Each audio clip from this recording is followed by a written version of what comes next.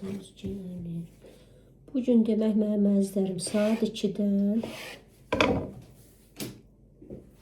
başlamışam işə. Hələ də indi sona verirəm.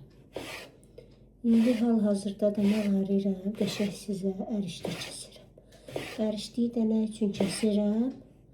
Nə qalıb ki, az qalıb, bayram yaxınlaşır. Demək, oruçluq bayramında mütləq ərişdiylə aş pişiririk biz həmişə. Belə gözəl ərişdə pişirirəm. Bugün Aynurgildə də çoxlu pilmeni pişirmişik. Ət xəncəli pişir, qoymuşuq dondurucuya. Bunu biraz qalın kəsmişəm, əlimdə belə nazildirəm. Siz də belə qəşəng ərişdə kəsin. Xəmir üçün nə vurmuşam?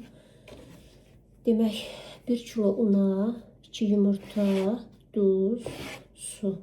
Qəşəng belə bərk xəmir yoğurursunuz. Ondan sonra onu da yayırsınız. Biraz quruyandan sonra başlayırsınız belə incə-incə, gözəl-gözəl kəsməyə. Bunu da sərəcəm quruyacaq. Sabahlarında sobada qızardacam qəşəng. Qızardılmışını da indi sizə göstərəcəm.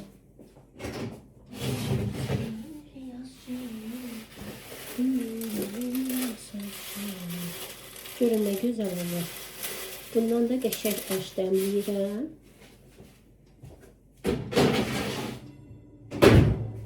Onu biraz çox ötürmüşəm. O günləri biraz çox ötürmüşəm. Rəngi biraz tünd olubdu. Amma inşallah ki, sabah bunu çox qəşəng qızardacam. Gözəl saxlayacam. Demək, ərişdə aşı Qərbi Azərbaycanlılara aiddən çox. Demək, bu şəkildə kəsmişəm.